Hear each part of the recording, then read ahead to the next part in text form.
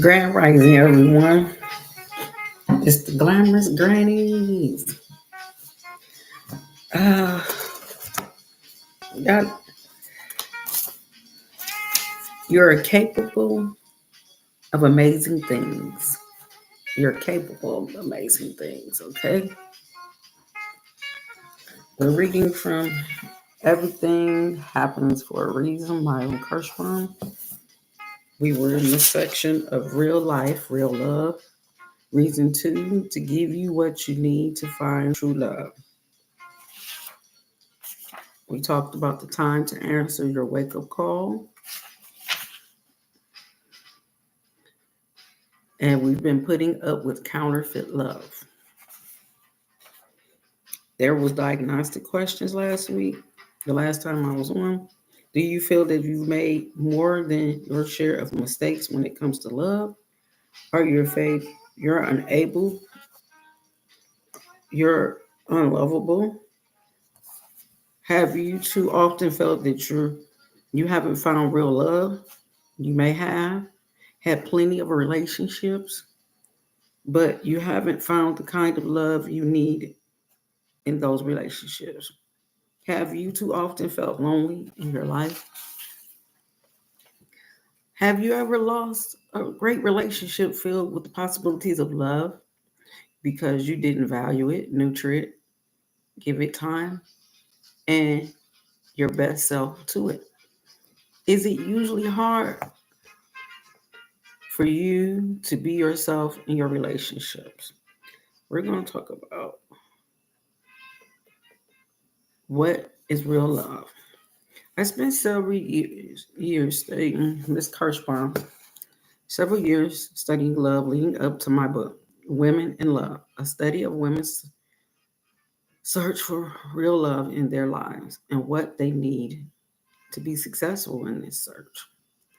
In the process, I found the elements of real love based on the way men and women define real love when you get them to open up about their hopes and disappointments. When they can see the mistakes they've made in the past and understand what they need and what want to do differently in the future. Real love is not just how you feel about your partner, it's much more how your partner makes you feel about yourself. Real love is not about losing yourself in your partner, it's about becoming true to yourself with your partner. Real love is not being how great your partner is, it's about how great you can become alongside your partner. Real love is not just about how much you love your partner, it's about how your partner helps you love yourself. Real love is just about your partner finding room in his or her heart for you. It's about your partner finding room in his or her life for your energy, drive, ambition, passion, interests, and needs. Real love is not just based on how good your partner is deep down. It's based on how much you actually experience your partner's goodness as you live your life together. Real love is not based on how your partner makes you hunger to be with him or her. It's based on how much your partner makes you feel at home when you are with each other. Real love is not about the love you say you share, it's about the life you really do share, fully, equally, and deeply. Real love is about treating your partner the way you want to be treated. Real love is about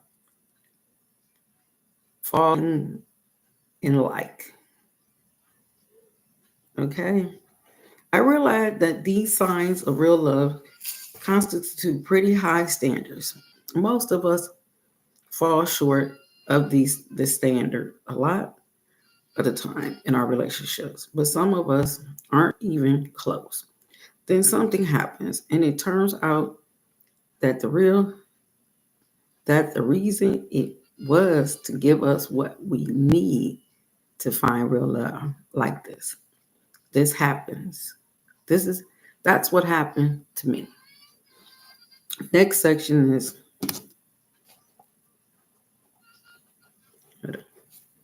the battle for love. In the middle of war-torn Europe, men and women were hungry for safety and connection.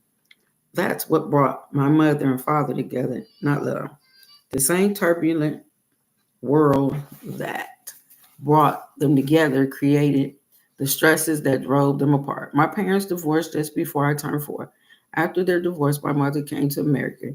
We settled in New York. I begged her to get a new father. I desperately wanted the love I thought there would be if my mother got married and we had a family again. I was 6 when she announced out of the clear blue sky that I had a new father.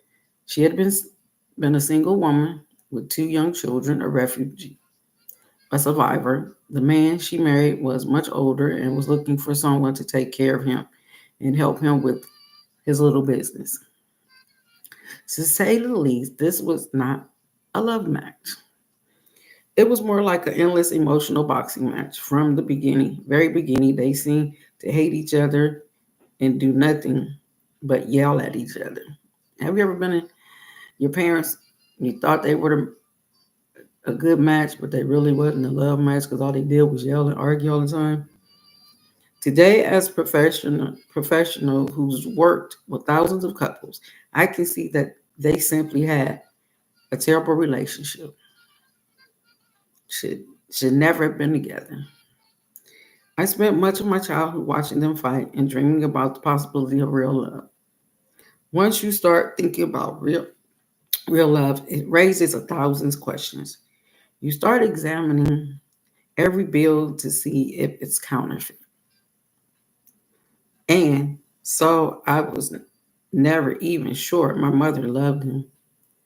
She took very good care of my physical needs. I was never abused, but the warmth and acceptance you expect from a mother was missing. I can't possibly criticize this woman who'd been through hell and who had saved my life with her struggle to keep us alive. I know she did her best.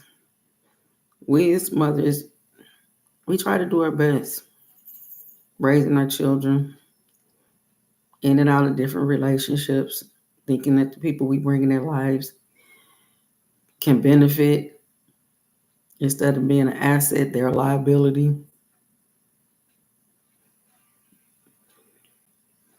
And, but she had little to work with. I don't think she ever gotten a real affection herself.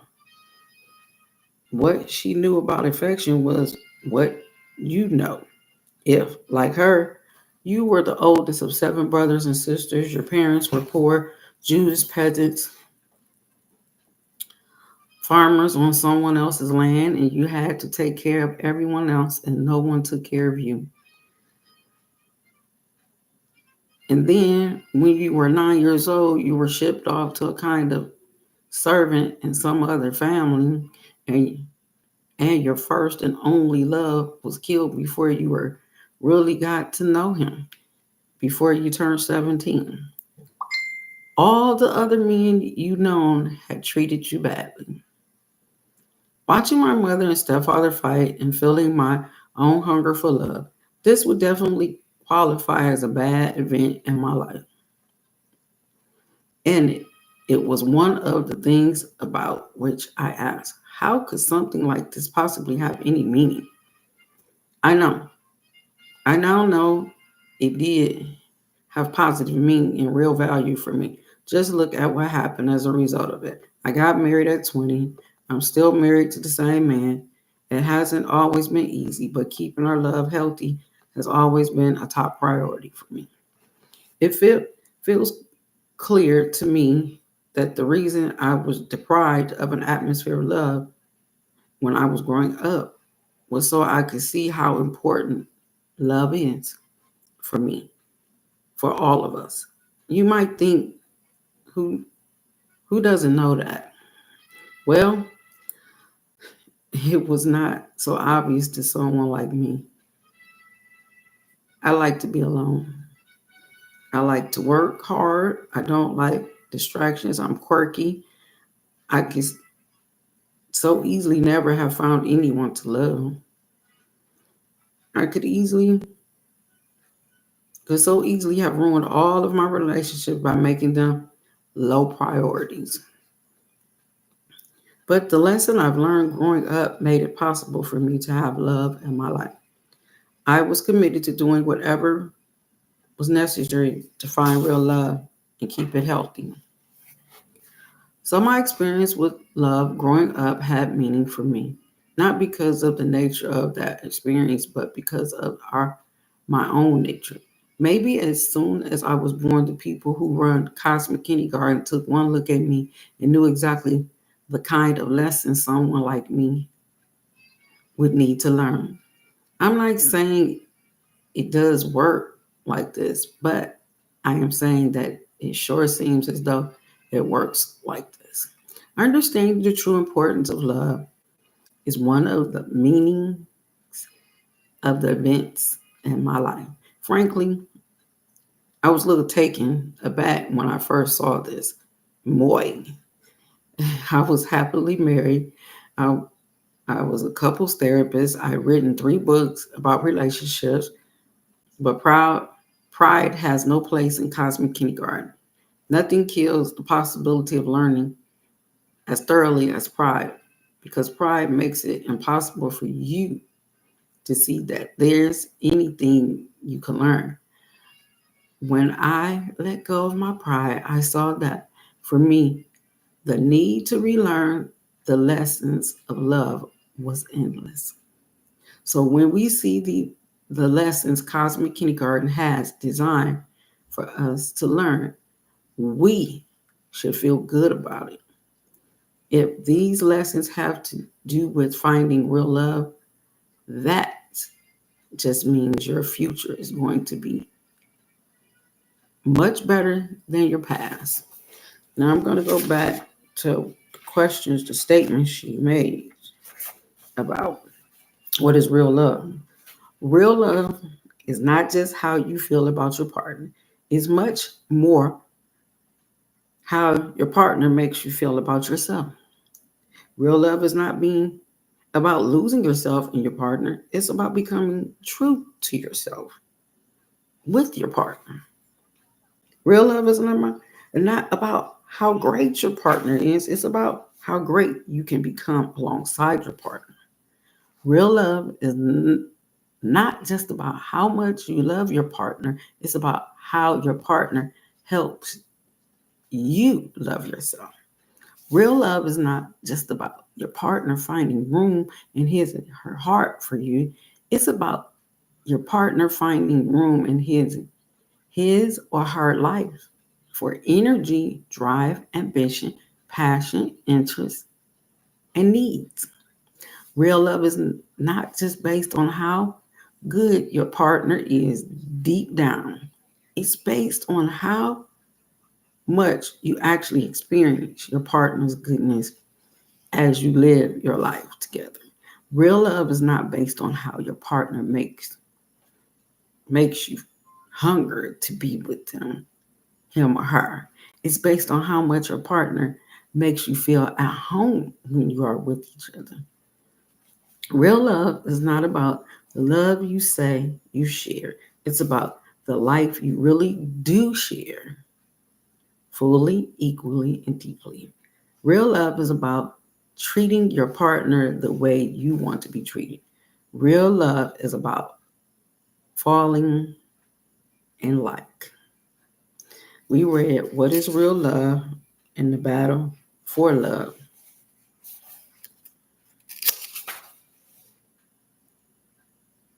In the conclusion of Battle for Love is so when we see the lessons Cosmic Kindergarten has designed for us to learn, we should feel good about it. If these lessons have to do with finding real love, that just means your future is going to be much better than your past.